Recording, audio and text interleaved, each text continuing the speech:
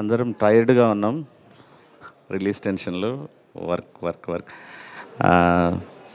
నేను పుట్టినందుకు ఫ్లైట్ చెన్నైలో లైవ్స్ జరుగుతుంటే వస్తున్నప్పుడు అనుకున్నాను ఎట్లా స్టార్ట్ అయింది ఫిలిం అని. ఈరోజు మా కిరణ్ గారి పుట్టినరోజు.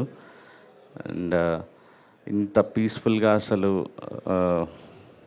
ఒక హీరోని మేము ఇలా తల మీద మోసుకెళ్ళాల్సిన పని లేకుండా ఆయన మాతో పాటు కలిసి నడుస్తూ మమ్మల్ని ముందుకు పుష్ చేస్తూ ఈరోజు వరకు కూడా ఒక్క క్రియేటివ్లో ఒక్క దాంట్లో కూడా వేలు పెట్టకుండా మాకు ఫుల్ ఫ్రీడమ్, ప్రొడ్యూసర్స్కి కానీ మా డైరెక్టర్కి కానీ అందరికీ ఫ్రీడమ్ ఇస్తూ తనంత మంచి సక్సెస్లో ఉండి మేము కథ చెప్పిన వెంటనే అన్న మీ మీద నమ్మకం ఉంది, మీరు సినిమాని ప్రేమిస్తారు,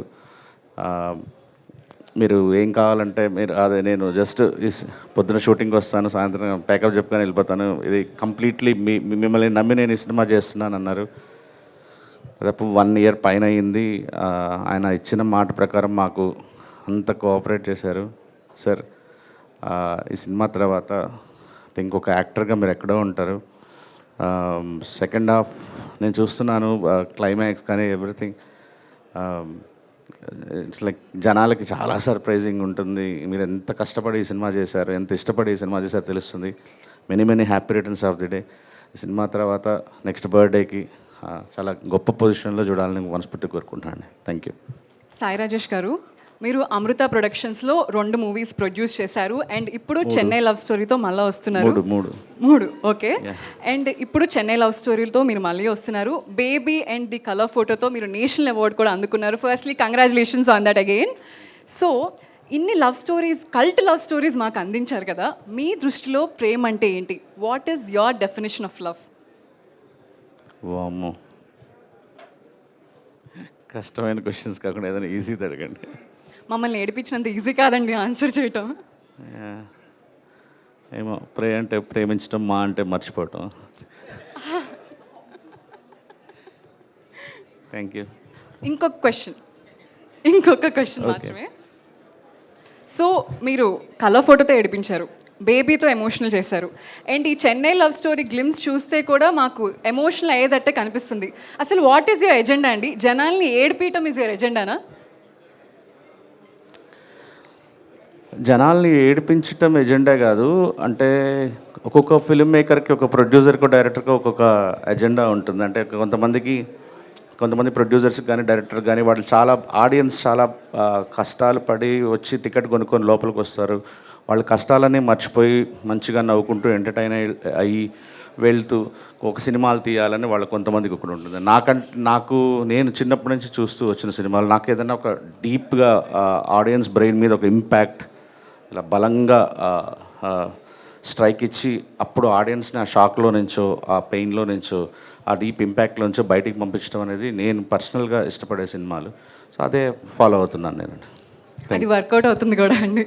చెన్నై లవ్ స్టోరీలో చాలా చాలా చాలా గట్టిగా వర్కౌట్ అవుతుంది. Thank you Sai Rajesh garu and all the best for Chennai love story. Thank you.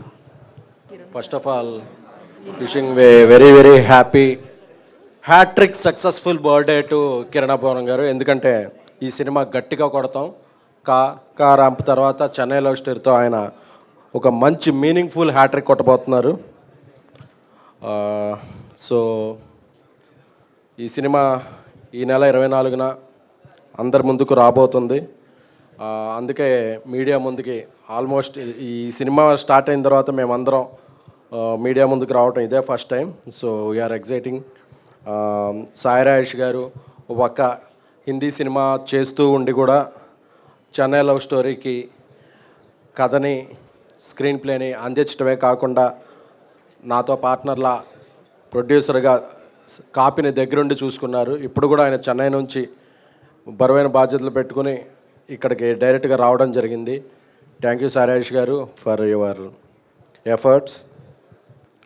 And Gouri Priya గారు, ఈ సినిమా ఆవిడ ఒక 10 మెట్లకి ఇచ్చే సినిమా అవుతుంది. మణిశర్మ గారు అద్భుతమైన మ్యూజిక్ అందించారు. అలాగే ఇతర పాత్రలు సిరి అందరూ కూడా వాళ్ళ పరిధిలో చాలా మంచిగా నటించారు. ఆడియో అప్పటికే బాగా సక్సెస్ అయింది. నా కో ప్రొడ్యూసర్ నా బ్రదర్ ధీరజ్ కూడా ఈ సినిమా బిజినెస్ని ముందుకు తీసుకెళ్తున్నారు. సో ఇప్పుడు ఎలాగో Q&Aలో మీరు ఏదో సంధిస్తారు కాబట్టి దానికి ప్రిపేర్ అవుతున్నాం.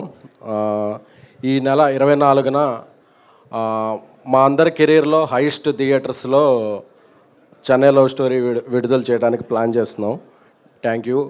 We need all your support. Thank you so much. SKN గారు, మీకు కూడా క్వశ్చన్ అడగాలి నేను. మీ దృష్టిలో ఈ రోజుల్లో ప్రేమ ఈజీ అయిపోయిందా, కాంప్లికేటెడ్ అయిపోయిందా? And me favourite 90s love story ఏది సినిమాలలో? తొలి ప్రేమ నాకు బాగా ఇష్టమైన సినిమా అండి, పవన్ కళ్యాణ్ గారిది.